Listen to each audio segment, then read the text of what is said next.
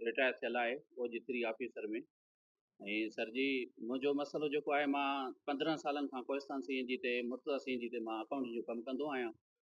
1.5 साल पहिरियां मुंहिंजो साहुरनि सां मसइलो थियो, जंहिंसां हू आया मुंहिंजे घर ऐं मूंखे चइनि त भई असां रिश्तो था कयूं मूं पंहिंजी सालीअ जो। सो उहो शिकारपुर जा माण्हू आहिनि।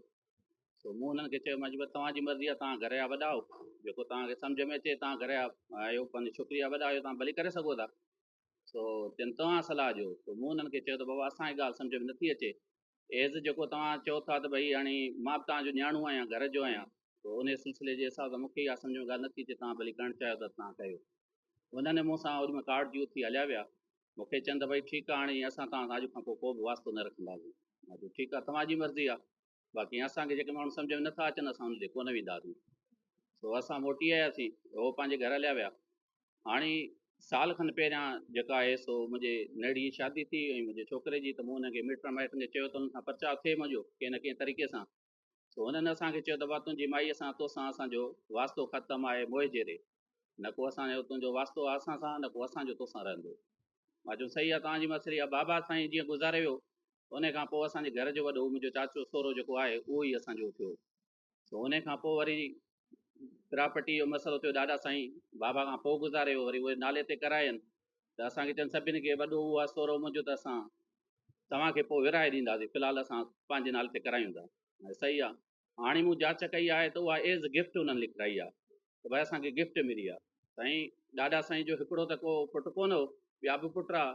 अच्छा, हिननि वरी हिसेदारी कीअं कई आहे, जो कुझु मुंहिंजे चाचनि खे कुझु फुफियुनि खे ॾिनी अथनि, कुझु माण्हुनि खे ॾिनल ई उनखे डबल ॾेई छॾियो अथनि, असांखे कोन थी मिले। त उन हिसाब सां मूं उन्हनि खे चवरायो। उन्हनि चयो बाबा असां तव्हां सां वास्तो कोन्हे, तुंहिंजो पीउ वठी वियो। मां चयुमि जॾहिं हिसेदारी ॾाढा साईं जी बाबा जे वफ़ात खां पोइ थी आहे, त बाबा कॾहिं वरिती?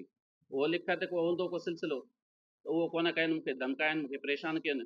मां चयुमि ठीकु आहे, जेकर तव्हां उहो था कयो त मुंहिंजी घरवारीअ मां तव्हां हथ कढी छॾिया आहिनि, हाणे हुनजो वास्तो कोन्हे को, त मुंहिंजी घरवारी जो हिसो जो तव्हां जॾहिं चयो था लाता लिखी ख़तमु थी वई आहे, असांजी तव्हां खां को बि वास्तो न आहे, मोए जहिड़े वास्तो ख़तमु आहे। चवनि असां हुनखे मोए जहिड़े वास्तो ख़तमु थियो आहे, असां हुनजो हिसो न ॾींदासीं।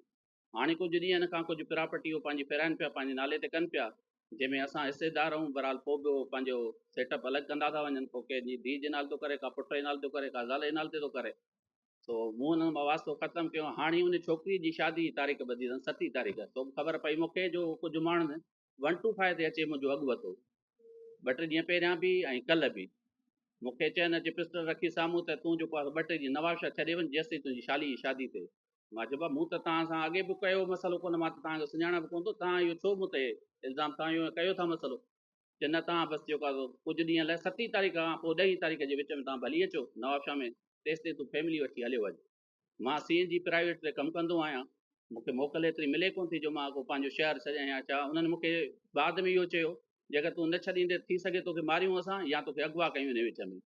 सो हाणे मूंखे तहफ़ुज़ खपे, ऐं हीउ मसइलो आहे, मुंहिंजो हक़ बि आहे, उहो मूंखे कोन थो ॾिनो वञे। इन मजबूरीअ मां अॼु हिते पहुतो आहियां।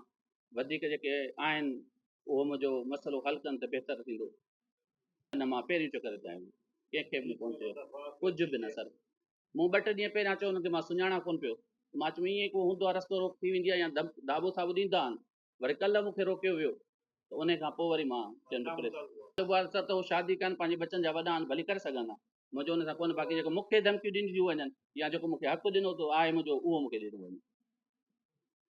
साईं मां 2nd रोड ते वेठो आहियां, दौलत कालोनी।